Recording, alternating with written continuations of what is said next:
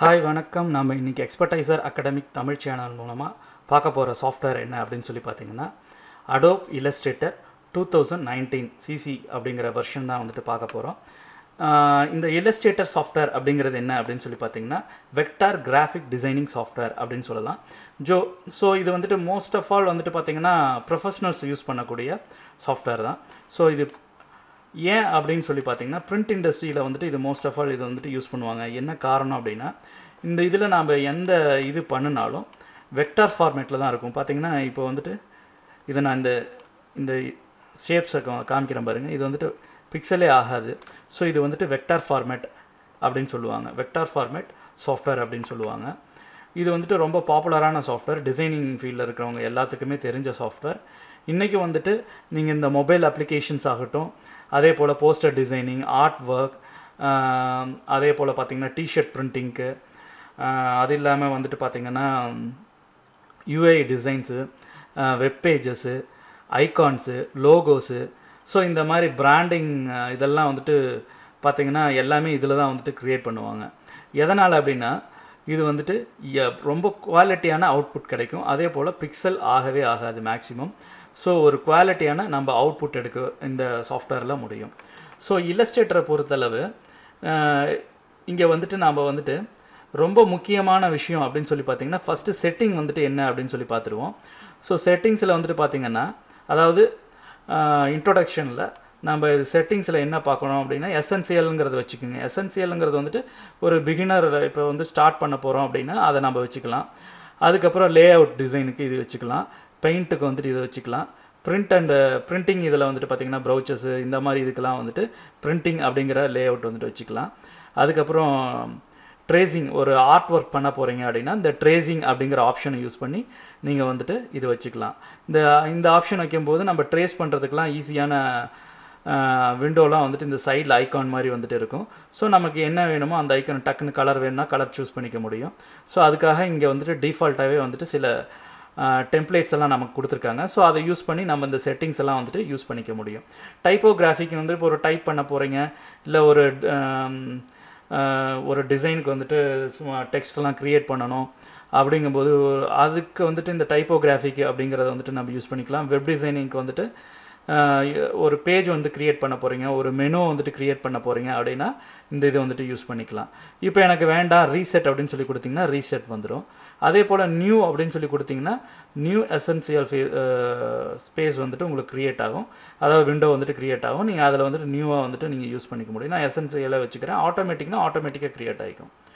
So இதெல்லாம் வந்துட்டு நாம் வந்துட்டு ஃபஸ்ட்டு ஒர்க் பண்ண போகிறதுக்கு முன்னாடி பார்க்க வேண்டிய விஷயங்கள். சரி, அதுக்கு முன்னாடி இந்த அடோப் அதாவது இல்லஸ்ட்ரேட்டர், அடோப் ஃபோட்டோஷாப்புக்கும் இல்லஸ்ட்ரேட்டருக்கும் என்ன டிஃப்ரென்ஸ் அப்படின்னு சொல்லி பார்த்தீங்கன்னா அங்கே வந்துட்டு பிக்சல், இங்கே வந்துட்டு வெக்டார், ரைட். அது வந்துட்டு பிக்சல் கிராஃபிக்கு, இது வந்துட்டு வெக்டார் கிராஃபிக். இதில் வந்துட்டு பார்த்திங்கன்னா அடோப் இல்லஸ்ட்ரேட்டர் வந்துட்டு டெவலப் பண்ணவங்க அண்டு மார்க்கெட்டிங் பண்ணவங்க வந்துட்டு பார்த்திங்கன்னா அடோபே தான். 1985 தான் வந்துட்டு அந்த இதை வந்துட்டு டெவலப் பண்ணுறாங்க, அதை வந்துட்டு மார்க்கெட் பண்ணுறாங்க. ஃபஸ்ட்டு இவங்க டெவலப் பண்ண இது எதுக்காக அப்படின்னு சொல்லி பார்த்தீங்கன்னா ஆப்பிள் மேக் இருக்குது பார்த்தீங்களா, அதுக்காக தான் இவங்க வந்துட்டு டெவலப் பண்ணாங்க. எதுக்காக அப்படின்னு சொல்லி பார்த்தீங்கன்னா இந்த சாஃப்ட்வேர் ஃபஸ்ட்டு எதுக்காக யூஸ் பண்ணியிருக்காங்கன்னா சின்ன சின்ன ஐகான்ஸ் க்ரியேட் பண்ணுறதுக்கும், ஃபாண்ட்ஸ் க்ரியேட் பண்ணுறதுக்கும், அதே போல் சின்ன சின்ன லோகோஸ், இந்த மாதிரி சின்ன சின்ன விஷயங்கள், பட்டன்ஸு, ஸோ இதுக்கெல்லாம் வந்துட்டு அவங்க யூஸ் பண்ணியிருக்காங்க. அதுக்கப்புறம் 90s வந்துட்டு இதை வந்துட்டு விண்டோஸில் ஓஎஸ்க்கும் யூஸ் பண்ணுற மாதிரி மாற்றிருக்காங்க அடோப் மூலமாக. ஸோ இதில் வந்துட்டு பார்த்திங்கன்னா ரொம்ப முக்கியமான விஷயம் டூலில் வந்துட்டு பார்த்திங்கன்னா இங்கே ஃபோட்டோஷாப்பில் இருக்கிற மாதிரியே செட் ஆஃப் டூல்ஸ் தான் இருக்கும். இங்கேயும் இருக்கும், இங்கேயும் இருக்கும். ஸோ இதை வந்துட்டு நீங்கள் யூஸ் பண்ணி ஜஸ்ட்டு வந்துட்டு ட்ராக் பண்ணி நம்ம இந்த ஆப்ஷன் இதை வந்துட்டு நம்ம பார்க்க முடியும். ஸோ இங்கே செட் ஆஃப் டூல்ஸ் தான் இருக்கும். ஸோ இந்த செட் ஆஃப் டூல்ஸை நம்ம யூஸ் பண்ணி நிறைய டிசைன் பாருங்கள் இந்த மாதிரி நம்ம தனித்தனியாக எடுத்துக்க முடியும். ஸோ இது எதுக்காகனா நம்ம ஈஸியாக வந்துட்டு யூசர் ஃப்ரெண்ட்லி தான், ஈஸியாக வந்துட்டு நம்ம இதில் டிசைன் பண்ணிக்க முடியும். சரி, இதில் என்ன விஷயங்கள் இருக்குது அப்படின்னு சொல்லி பார்த்தீங்கன்னா மெனு அப்படின்னு சொல்லிட்டு ஒரு விஷயம் இருக்குது. இது நார்மலாக எல்லா இதில் சாஃப்ட்வேரில் இருக்கிறது தான், எல்லா டூல்ஸ்லேயும் இருக்கிற மெனு தான் இருக்கும். அதுக்கப்புறம் கண்ட்ரோல் பேனல், ஒவ்வொரு டூலுக்கு உண்டான கண்ட்ரோல் மெனு வந்துட்டு இங்கே இருக்கும். ஸோ இப்போ நான் மூவ் டூல் எடுத்தேன்னா இந்த மூவ் டூலுக்கு உண்டான கண்ட்ரோல், ஒரு ஜாமெட்ரிக்கல் ஷேப் டூல் எடுத்தேன்னா அந்த ஜாமெட்ரிக்கல் ஷேப் டூலுக்கு உண்டான கண்ட்ரோல்ஸ் எல்லாம் வந்துட்டு இங்கே இருக்கும். அதே போல் இந்த சைடில் என்ன இருக்கும் அப்படின்னு சொல்லி பார்த்தீங்கன்னா, இப்போ நம்ம இந்த விண்டோவில் போயிட்டு இந்த கலர், அதே போல் நிறைய கலர் கிரேடியன்ட், இந்த மாதிரியான விஷயங்கள், இன்ஃபர்மேஷன்ஸு, ஸோ சைஸ் ஆஃப் ஆர்ட்போர்டோட இன்ஃபர்மேஷன், இதெல்லாம் வந்துட்டு நம்ம இங்கே பார்த்துக்க முடியும். ஸோ இதில் வந்துட்டு என்ன யூசர் ஃப்ரெண்ட்லி அப்படின்னு சொல்லி பார்த்தீங்கன்னா, இது சின்ன சின்ன ஐகான்ஸாக போயிட்டு ஸ்டிக் ஆகிக்கும்.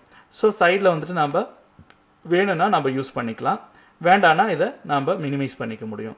ஸோ இப்படி வேணும்னா இப்படி மேக்ஸிமைஸ் பண்ணி பார்த்துக்கலாம், வேண்டானா இப்படி க்ளோஸ் பண்ணிக்க முடியும்.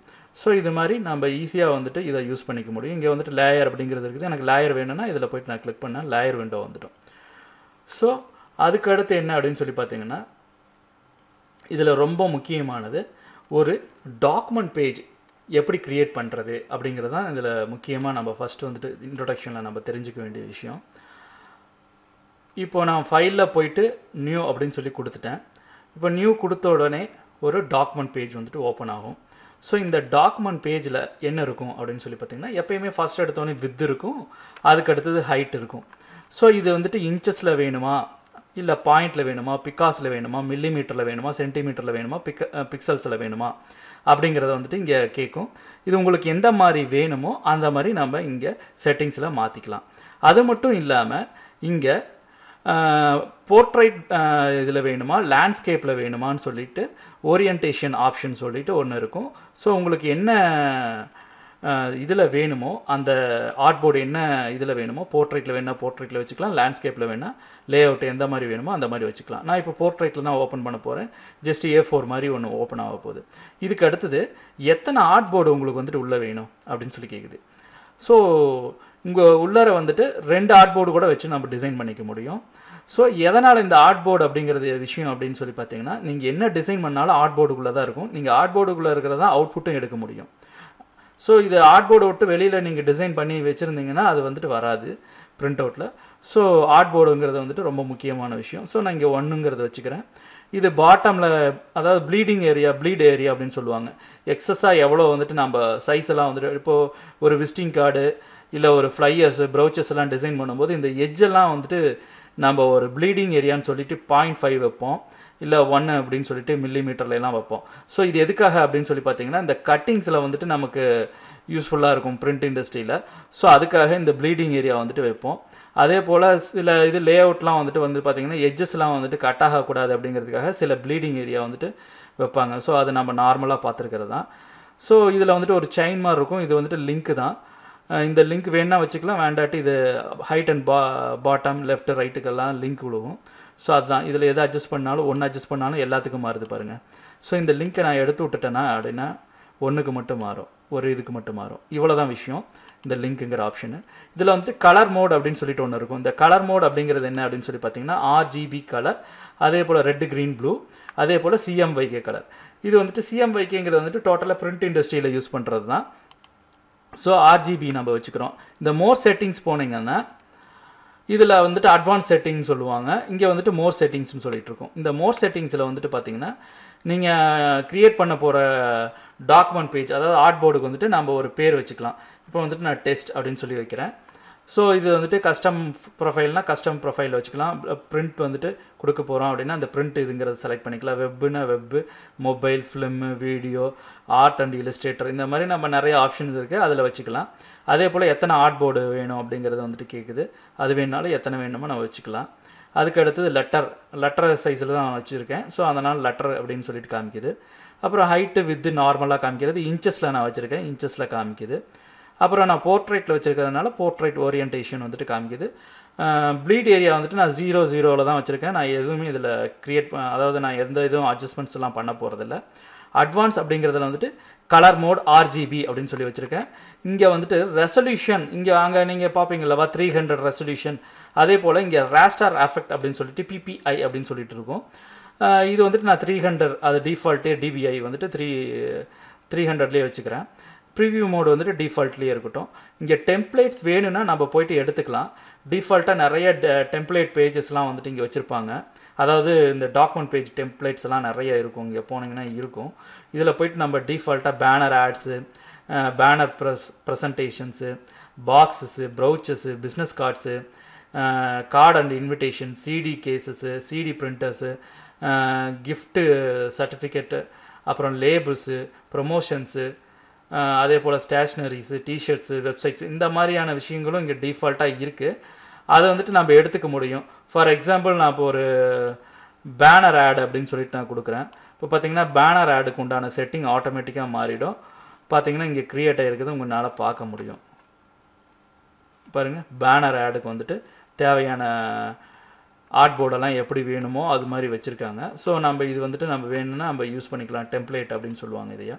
நம்ம இப்போ வந்துட்டு ஜஸ்ட்டு வந்துட்டு நியூ டாக்குமெண்ட் பேஜ் தான் நம்ம ஓப்பன் பண்ண போகிறோம். நம்மளோட இதில் வந்துட்டு லெட்டர் இதில் தான் வைக்க போகிறோம். ஸோ அதனால் நான் ஜஸ்ட்டு க்ரியேட் ஆர்ஜிபி மோடில் வச்சுட்டு க்ரியேட்னு கொடுக்குறேன். ஸோ எனக்கு ஆட்டோமேட்டிக்காக க்ரியேட் ஆகிடும். பாருங்கள், க்ரியேட் ஆகிடுச்சு. ரைட், இப்போ தேவையில்லாததெல்லாம் நான் க்ளோஸ் பண்ணிடுறேன், இல்லாட்டி உங்களுக்கு டிஸ்டர்பன்ஸாக இருக்கும். ஸோ அதனால் தேவையில்லாததை நான் க்ளோஸ் பண்ணிடுறேன். நோ அப்படின்னு சொல்லி கொடுத்தீங்கன்னா சேவ் ஆகாது. ரைட், இப்போது நான் வந்துட்டு இதில் ஒரு இதுதான் செலெக்ஷன் டூல். இங்கே இதுவும் ஷார்ட்கட் வந்துட்டு பார்த்திங்கன்னா வி தான், ஃபோட்டோஷாப் மாதிரியே. இதுக்கு அடுத்து வந்துட்டு ஜாமெட்ரிக்கல் ஷேப்ஸ், அதாவது ரெக்டாங்கிள் இது மாதிரிலாம் நம்ம டிசைன் பண்ணிக்க முடியும். ஜஸ்ட்டு நான் இதில் வந்துட்டு ஒரு சர்க்கிள் ஒன்று வரைய போகிறேன். ஜஸ்ட்டு ஒரு சர்க்கிள் வரைகிறேன்.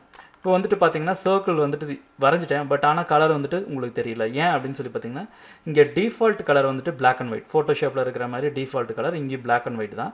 நான் இந்த டிஃபால்ட் கலர் வந்துட்டு நம்ம என்ன கலர் வேணுமோ மாற்றிக்கலாம். இங்கே கண்ட்ரோல் பேனலில் போனீங்கன்னா இங்கே கலர் ஸ்வாப் வரும். அதில் போய்ட்டு நீங்கள் என்ன கலர் வேணுமோ வச்சுக்கலாம். நான் ஜஸ்ட்டு வந்துட்டு ஒரு க்ரீன் கலர் வந்துட்டு கொடுக்குறேன். ஒரு பேல் க்ரீன் வந்துட்டு கொடுக்குறேன். ஸோ இந்த க்ரீனுக்கு வந்துட்டு ஒரு ஸ்ட்ரோக் வந்துட்டு ஒரு டார்க் க்ரீன் ஸ்ட்ரோக் வந்துட்டு கொடுக்குறேன். ரைட், இந்த இதில் வந்துட்டு நான் கொடுத்துட்டேன். இப்போது எனக்கு ஆட்டோமேட்டிக்காக இந்த சர்க்கிளில் வந்துட்டு பார்த்தீங்கன்னா ஸ்ட்ரோக்ஸ் வந்துட்டு க்ரியேட் ஆகிருக்குது. உங்களுக்கு பார்த்தா தெரியும். 0.25 க்ரியேட் ஆகிருக்கு, இல்லை 1 க்ரியேட் ஆகிருக்கு. ஸோ அதனால் உங்களுக்கு ரொம்ப தின் லைனாக தான் தெரியும். ஸோ ஆனால் டார்க் க்ரீனில் தெரியும். ஸோ இதில் ரொம்ப முக்கியமான விஷயம் நீங்கள் என்ன அப்படின்னு சொல்லி பார்த்தீங்கன்னா, ஃபோட்டோஷாப்பில் நம்ம ஒன்று க்ரியேட் பண்ணணும்னா, ஒரு ட்ராயிங் பண்ணோம்னா அது வந்துட்டு பிக்சல் ஆகும். பட் ஆனால் வந்துட்டு இங்கே இல்லஸ்ட்ரேட்டரை பொறுத்தளவு பிக்சல் ஆகாது. ஏன் அப்படின்னு சொல்லி பார்த்தீங்கன்னா இது வெக்டார் ஃபார்மேட். ஸோ அதனால் உங்களுக்கு பிக்சலே ஆகாது. ரோ அண்ட் காலம்லாம் இங்கே வந்துட்டு வெக்டார் ஃபார்மேட்டில் தான் இதாகும், ஜாமெட்ரிக்கல் ஷேப்ஸில் தான் வந்துட்டு க்ரியேட் ஆகும். ஸோ அதனால் உங்களுக்கு ஒரு டென்சிட்டி வந்துட்டு இருக்கும். ஸோ பிக்சல் ஆகிறதுக்கு வாய்ப்பே இல்லை. ஒரு நல்ல குட் குவாலிட்டி அவுட்புட் வந்துட்டு இதில் எடுக்க முடியும் டிசைனிங்கை பொறுத்தளவு. ரைட், இதுவே ஃபோட்டோஷாப் நான் ஓப்பன் பண்ணியிருக்கிறேன் பாருங்கள். இப்போ நம்ம ஃபோட்டோஷாப்பில் இருக்கிறோம். ஃபோட்டோஷாப் விண்டோவில் நான் ஒரு டிசைன் வந்துட்டு ஒரு சர்க்கிள், சேம் சர்க்கிள் வந்துட்டு க்ரியேட் பண்ணுறேன்.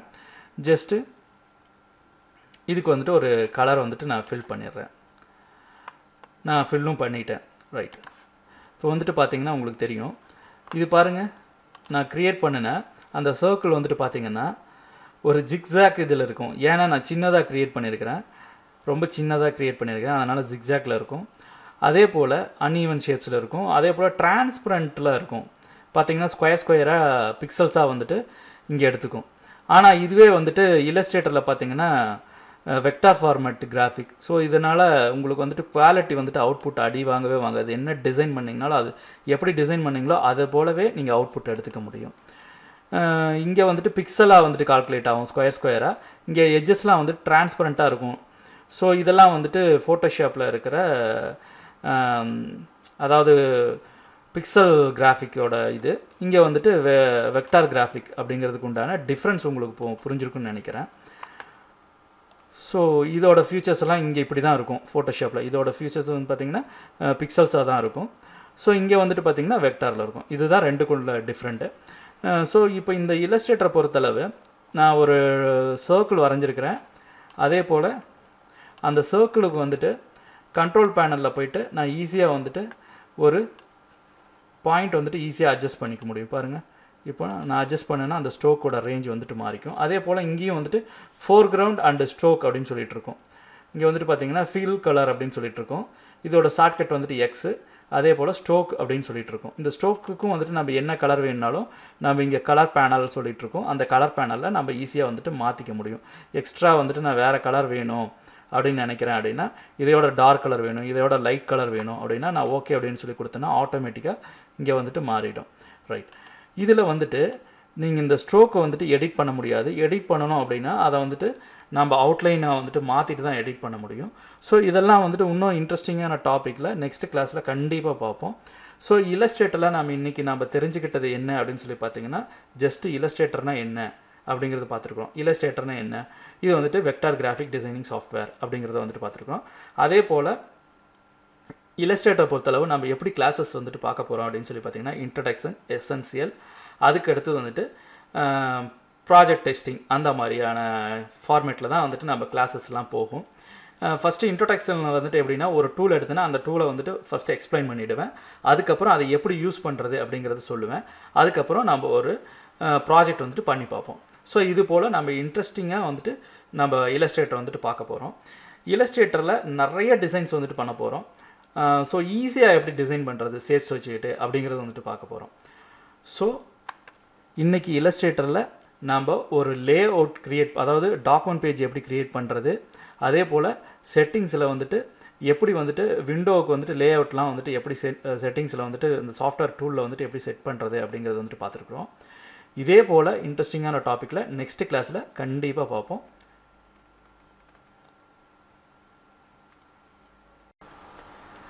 இந்த வீடியோ டியூட்டோரியல் உங்களுக்கு பிடிச்சிருந்ததுன்னா லைக் பண்ணிக்கோங்க. எக்ஸ்பர்டைசர் அகாடமிக் தமிழ் சேனலை சப்ஸ்கிரைப் பண்ணாதவங்க சப்ஸ்கிரைப் பண்ணிக்கோங்க. கூடவே பெல் ஐக்கானையும் கிளிக் பண்ணிக்கோங்க. தேங்க்யூ. பாய் பாய்.